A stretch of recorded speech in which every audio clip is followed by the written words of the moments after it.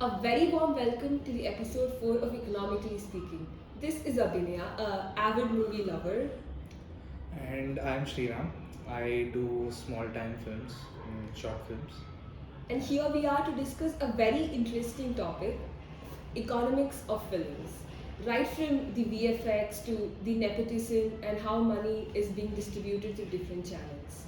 So let's begin with the basics. So, what exactly do you understand or mean by film economics? There's two things that I could think of when you immediately put the word film economy out there. One is how films helps you understand how economies work in different times. So if you watch a film in the 80s or the 70s or 60s, you see how people dress, and you see the progression of how people change their dressing, and be it how there's something called suspenders that people wear. You've seen suspenders, hats, and all that. So those are something which were used then, and over a period of time, as how economy changes, how the lifestyle changes, it also got phased out. So you could see all of that. So films, in one sense, paints a picture of how the economy would have looked like then. That's an interesting angle if somebody wants to learn that. Another thing is economics of films in itself, like salaries, or how's there a disparity in terms of payment for technicians, how producers work in different industries. There are different industries in India. There's Hollywood, Tollywood, Bollywood, everything. Like, they have different working. So that's very interesting to understand as well. Those are two aspects to two things that I can think of when you say film economy or economics of films. Could you throw some light on what exactly goes behind filmmaking, the number of people who are involved, and how the money distribution works? Number of people could involve just me. There is a film where there's this one person who directed, acted, made music, produced it, everything. Filmmaking ranges from that to having a crew of 7,000 people as well. So there's so much in between as well. But to be very specific, there are departments in filmmaking. Most of us today know that production, pre-production, post-production. An added list to that is distribution. We talk about theatrical releases. Distributors are a very big stakeholders there. So those are aspects of filmmaking, I would say, specifically. And each step has a lot of people involved in it from different backgrounds.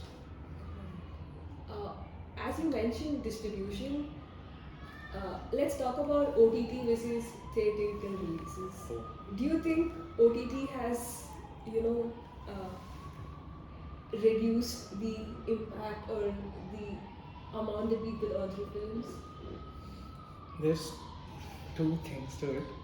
So when you talk about a theatrical release and an OTT release, we're just talking about release. In that sense, OTT helps your film to reach out to a wider audience. But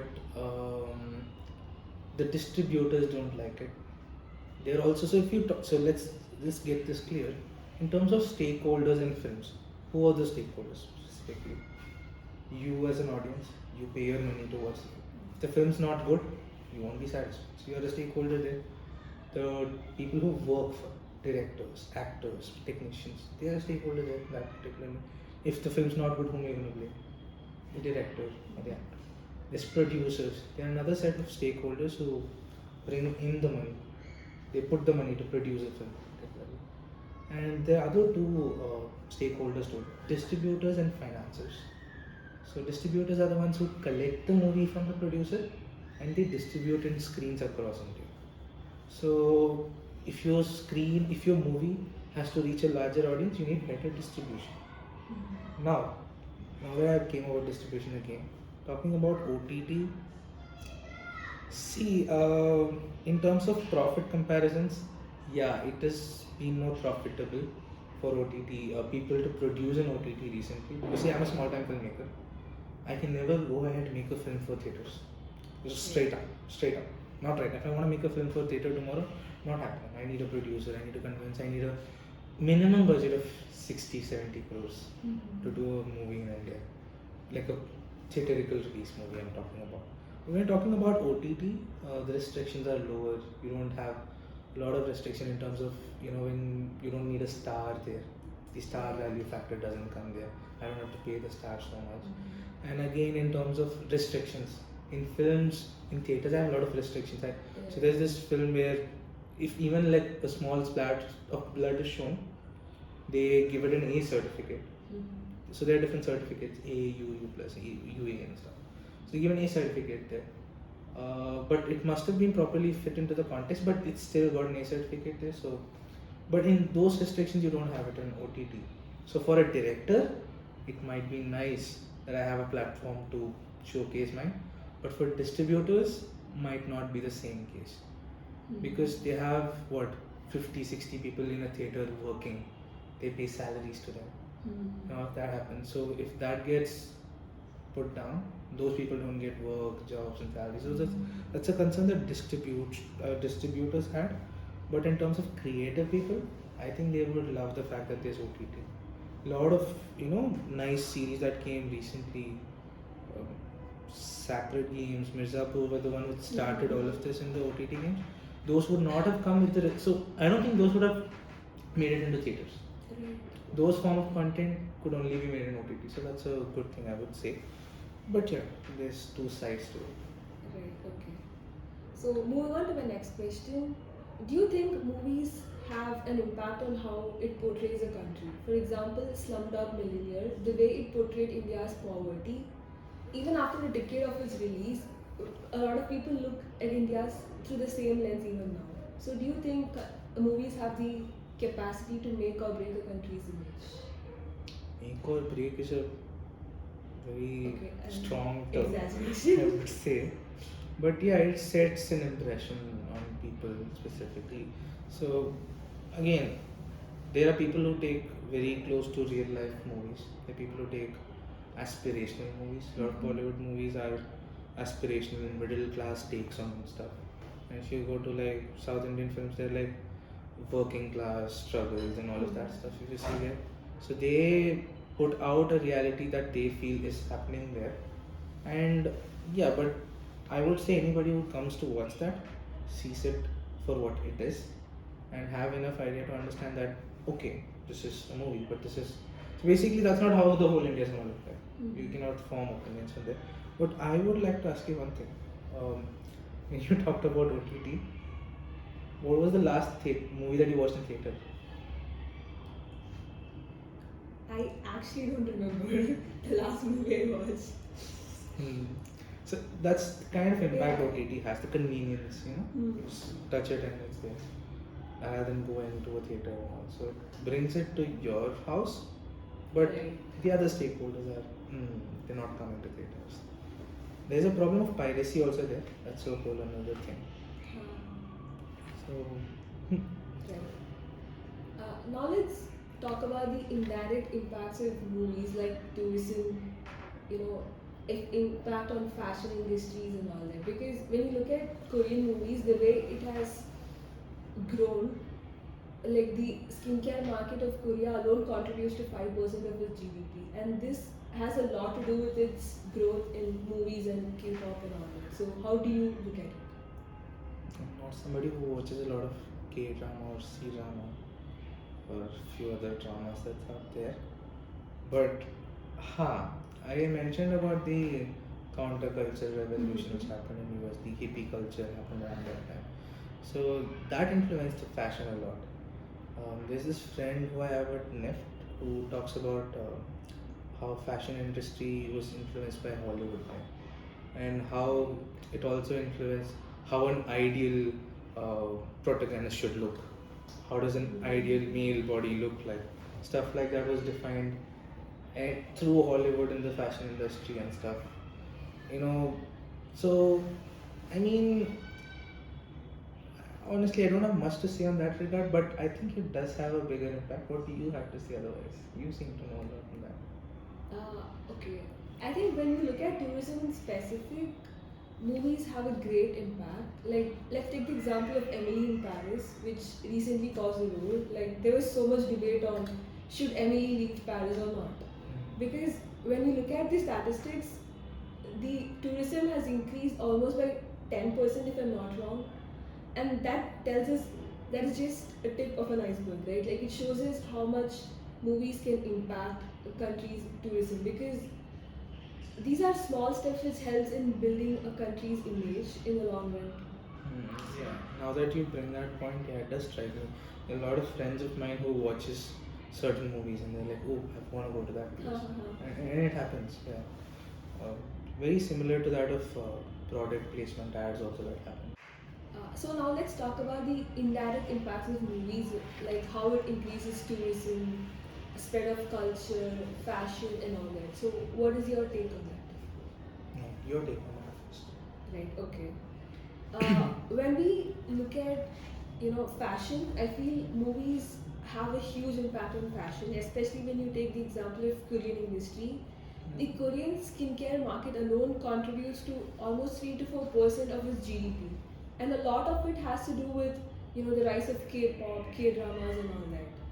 And when we look at tourism in general, let's take the example of Emily in Paris. There was so much roar about should Emily leave Paris or not, because the tourism to Paris has increased tremendously since the release of Emily in Paris. Or when we take the example of Zindagi Na Milegi Dobara, where the tourism to Spain almost increased by 65%. With that movie where there's three people. Ha ha ha. Okay. So even when you don't know the movie, everybody remembers, oh, the 3 people who go to Spain on a holiday. There's this guy who works in a Japanese company, right? I know a friend who's getting there. Oh, right. So how do you look at it? the same friend I was talking about. So so there are few of my friends who are like they see a movie, they see this spot, and they're like, oh, it's very nice. I should go there, and they actually go there as well. I think there's this spot called Guna Caves from where I am from. That movie was shot in that cave once, and before that nobody used to know what that cave was. It was a random cave. Like if I'm not wrong, 13,000 feet was the height of that. The fall of the cave. Like you fall it. And somebody shot a movie there, and it became so famous. It's a very popular tourist spot now, but because people fell into the cave and started dying, so it's closed now. It's a very popular spot, so it does attract a lot of tourism as well. And in terms of fashion, yes, it does impact a lot. So you see in the early 50s, 60s, the suits that people wore in the British films that you see, they have like high waist pants and like bigger pants, baggy ones, and like bigger suits.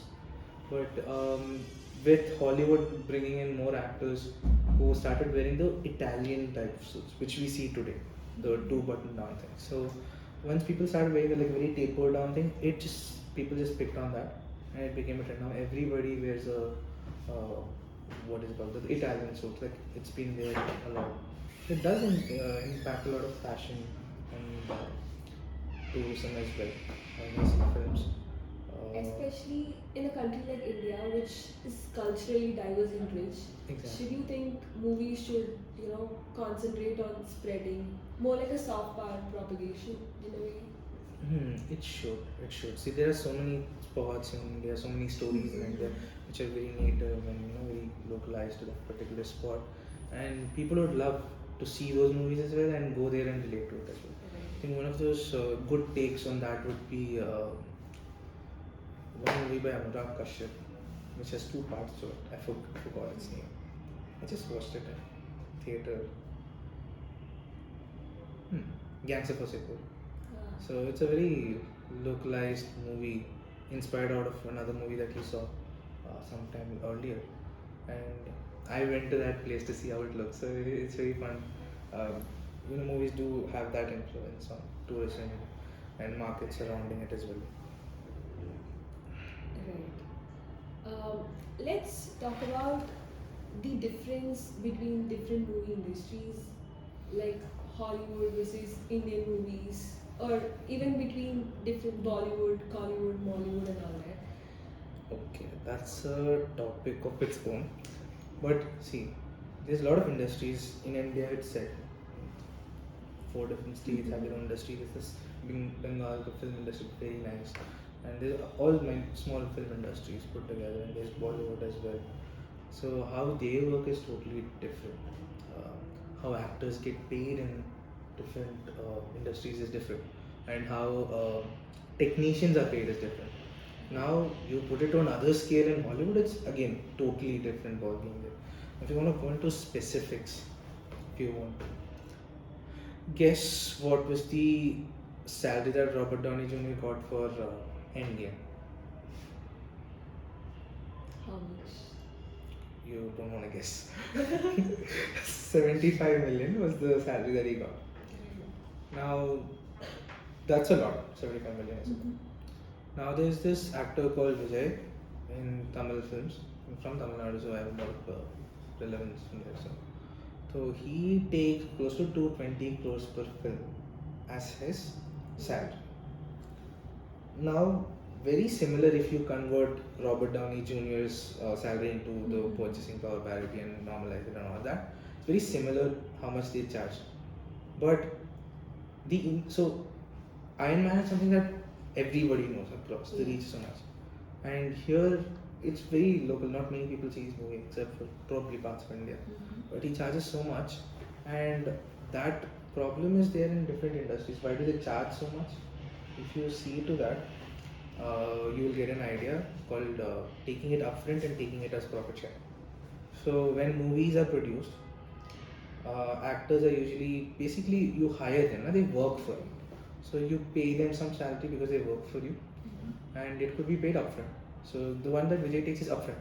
He takes 220 crores before the day of shoot.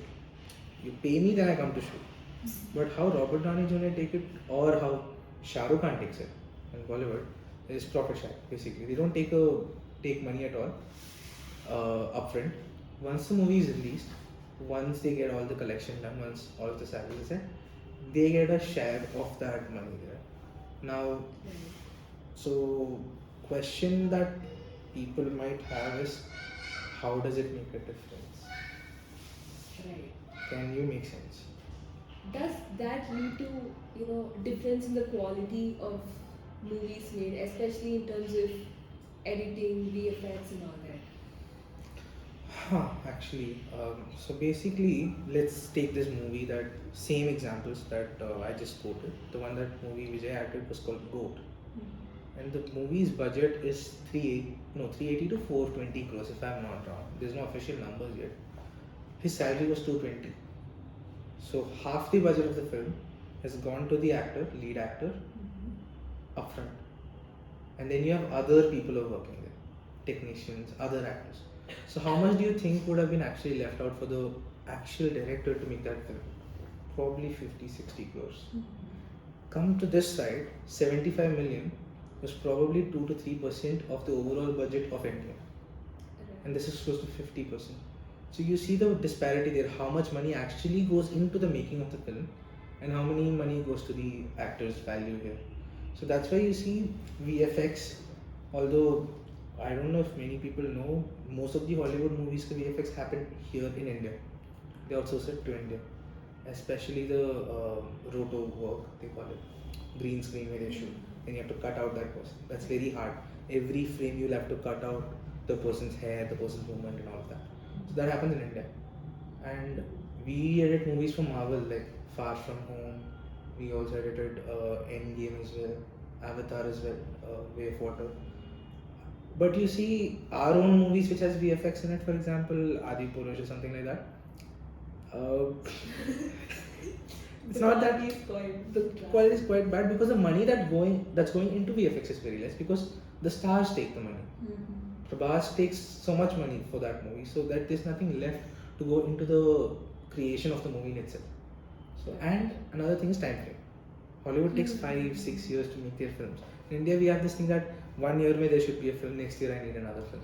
So the time frame, the time crunch, so that's why you see not many VFX coming up here. That's also why you see disparity in terms of technician salary. Very important. So I have worked in movie sets as like extras, So when I'm back home, there is a very old uncle of mine who used to do that as well. He told when he used to be an extra, he used to get 210 rupees. I'm talking 15 years ago. Today, when I go to a movie set, act as an extra there, I get 310, 320, 350 rupees at max. And the extras and technicians in Hollywood, they have like they get much more higher payment, $100 to $120. So that's also because of them being unionized and stuff. But you can see how different film industries focusing on the actor here. The whole movie is built around the actor here. The whole movie is built around the film in itself, and the story in itself affects how movies comes out. And you could, classic example would be Ravan, a movie that came what 11 years ago. The VFX is still very nice in that. So that's because Shah Rukh Khan himself produced the movie, doesn't take salary, puts the money into the making of the film. So the more money that goes into the film, the more quality we'll have here. And that's something that industries here should probably understand and try to do that more. That's my take on that. What do you think? I agree with whatever you said. And Oh, yeah. you can use that angle. Let's talk about, why do some movies get the fame that they get and why some don't? Let's take the example of Malayalam industry. Most of the movies have really great stories and yet they don't have a reach of, let's say, Student of the Year. Though the story was very normal, very, cliche, I would say. Why do some movies get the reach that some don't get the reach that they deserve, and why do some get it? You remember the stakeholders that I was telling? The production, pre-production. Then you have the distributors and marketing teams. So Kerala in general has almost half the screens of probably Tamil Nadu or Karnataka. They have very less screens, very less distribution space, hence very less collection in general. But if you see on comparison, they would have spent only 10 crores to shoot the film, and the movie would have made 60 crores. Right. That's still good turnout. The scale is so much high in the bigger scale movies when the stars come in. So a huge part of the portion goes to them only. Like for example, take the movie Student of the Year itself. I don't think it made break even. I don't think it made break even. Half the salaries went to the star kids only. Rest of it for the technicians and stuff. I don't think it made break even. But The popularity that it got. the people, like basically, if you bring Shah Rukh Khan into a movie, if you bring Kamal Hassan into a movie, they bring a market with you as well, and you have to add elements to the movie. So no director wants to make a bad film. If you are a director, would you want to make a bad film? So why do you think bad films come? So there are few constraints that these people have. When you get a star inside, people already have an idea of what the star would do. If there is Kamal Hassan in it, they would expect him to do something different in that movie in Tamil Nadu, something weird, something different. If you have somebody who takes Hrithik Roshan, you would probably expect a nice dance thing to go there. So that happens in film. They have a nice film, but when a star comes in, they'll have to accommodate all of this theatrical moments, the mass moments, and all of that. So when you put that into the story, it sabotages you, the whole storyline. It ejects you out of the story. So Malayalam film luckily don't have that constraints as much. If you see there, they focus on the raw story so much because not much, there's not big of a star there who works on so much level, or at least even if they are bigger stars there, they are ready to compromise with not having that big theatrical moments and act in a movie. Like there's this movie called Lucky Bhaskar which came out recently, which made 100 crores or something. So I think the second movie for Kerala which ever made 100 crores. So that's amazing because he's a big actor, but he's willing to play the character and lose that theatrical moment. So that's the problem that comes with big stars coming in. Hero worship coming in. So Rajinikanth comes, they want him to smoke a cigarette. I don't know why that happens. So that's the thing there, but it helps at some level. Rajinikanth's movie does what, 250 crores in 2 days. He gets you that market. There's fans for him. So I think a good blend would be both of them. Like, of course, the industry needs to make money so it can survive and it can give job to so many people. It gives 2 million people work here in movie industry specifically, and that's a lot of people working, including the stunt people and everything. So these things have to be there, but time and again I think the actors could also do like nicer projects, really sacrifice that and not take 220 crores. Take 100 crores. So that 100 crores could go into the movie and the movie the quality could improve. I do have a question. You've been asking a lot. Yes.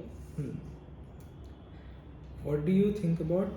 I did list a little bit about economic impact of films, little bit on labor, little bit on comparisons of your take on that because I didn't hear much from you on that regard. How does film impacts other phases of economies, other sectors of economies? Right, okay. I guess I did touch a little bit about the tourism and all that. Mm-hmm. But when we look deeper into it, I also feel like movies help in a way promoting products or brands because movies cannot fund themselves fully. I think this is a good way for companies or different brands to market themselves so that they capture people's eyes because especially movies are always out for the youth there, so it easily captures their eyes. There's this article I read where Apple has this thing that not a negative character in movie cannot hold an Apple device. They have this clause there, something like that. That's how. Yeah, and it's a psychological thing that you develop. And there's also this over movie I time. saw where there was everybody was having a Samsung Fold or a Flip. Very weird, like very harshly placed. So that's also very weird in that certain spots. I have a question. Yep. So there are films like Animal, and there are films like Pinjar. Pinjar is basically a movie on partition. It talks about struggle of women during that era. Both of those touch upon topics which portray things that are, let's say, not, which are very toxic when we talk about females and what their roles are. Some movies inspire change, some movies trigger people. Both of those movies have similar scenes of them showing people doing something wrong against women. What do you think is the difference? Did you get my question? I did, but I've not watched the other movie, so I'm losing a little context there. Have you watched the other movie? No. I haven't watched both. I've watched Animal, so I can comment on that a little. But okay, then my question would be, why would you make a movie like that? Okay, so there's two things to it. Few directors have this what they call their own style of storytelling, but they confuse it with your way of storytelling is different. The story being bad is different. Right. There are actors in Hollywood, directors in Hollywood, who have a lot of violence going on in there, like raw violence, not violence against women or something. Kill Bill. Kill. Oh, Tarantino. Yeah, he likes doing that. And that's a style. That's a different thing. But these people, few directors here at least, they assume that that's their own style of direction, but bring in their own prejudices, thoughts, and their own ideas that they have in their mind out there. But the worrying fact is that the movie is being celebrated. That's worrying. That brings a question. Like, entertainment, of course, creative industries are open, but don't you think there should be a line to portray? There should be a limit to the freedom that they get. Because movies have a huge impact on people, especially the younger generation. Or let's take the example of India. There's still a huge amount of population which is not that well educated or does not know to differentiate between what is right or what is wrong. Don't you think it influences the youth in a bad way? It does. It doesn't. You had a follow up question? Yeah. So, Gangs of Wasseypur, since you mentioned you've seen it, also has themes where women aren't treated the way they are supposed to be in an equal society. Similar themes exist in Animal. Why do you think Gangs of Wasseypur was appreciated and Animal was not? Given that they both had similar problematic elements. So, whenever I make a movie, I have a story. It's most of the time, not just me, any director has something that they've seen somewhere and they try to put it out there. Now I'm coming to the question that is drawing a line. That's the difference between Animal and Gangs of Wasseypur, I would say. What you see in Gangs of Wasseypur is something that could very realistically happen. People are there like that who specifically do that. And you show that. But he was not glorified in the movie. The person was not. He was, the dialogues then also would be ridiculing him, the people behind him. And he was not glorified in the movie at all. So, if you're saying you go to that extreme end of the spectrum, you're saying don't show bad characters at all. Characters like that do exist. People with that thoughts do exist. So it's good that you show them in the film because they are part of the society in itself. So films are representation of society. But the problem comes when that particular character is glorified in the film in itself. That's what happened. So rather than giving them a heroic tone, you take a very satirical tone for them. Satirical, tragic, or a bottoms down approach becomes high, falls down, killing a cat approach. You could do all of that there. That's a killing a cat. So you show that. So there's this thing in movies. If you want to suddenly make a person, suddenly want to make that person the good person in the film, you make him feed a dog or pet a dog. But if you suddenly want to change somebody's, he's a bad person or if she's a bad person, make them kill a cat. Sorry, I was wrong. Make them kill a dog. They'll be, portrayed bad suddenly.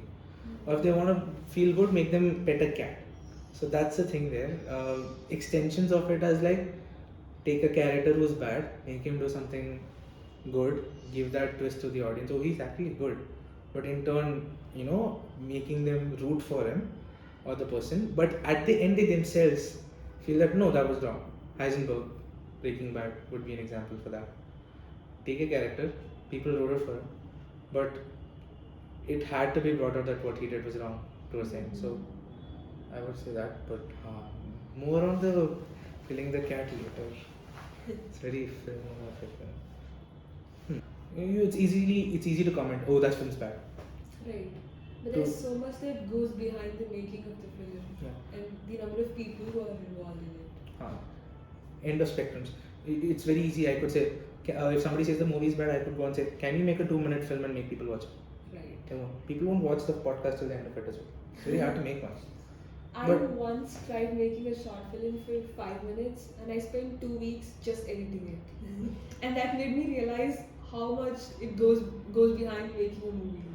But that also doesn't mean that you make bad movies where people don't appreciate it or something like what you mean. But then it's also about who do you make that movie for? Right. Is it only for yourself or is it only for other people to watch? Yeah, it's like music. There are few people who make music but they don't share it. If you want to make movies and just because you want to express, make it, but you don't have to share it all the time. But economies of films, there's a lot of aspects to it, like I said. But actors' salary and all of that is something very interesting that we could go into. We also saw how quality of film drops because of how payments work here in Arjun. And we also saw about OTT platforms. There's more. That's it from us. Thanks for tuning in. More on this in later episodes. See you. Thank you. Bye bye.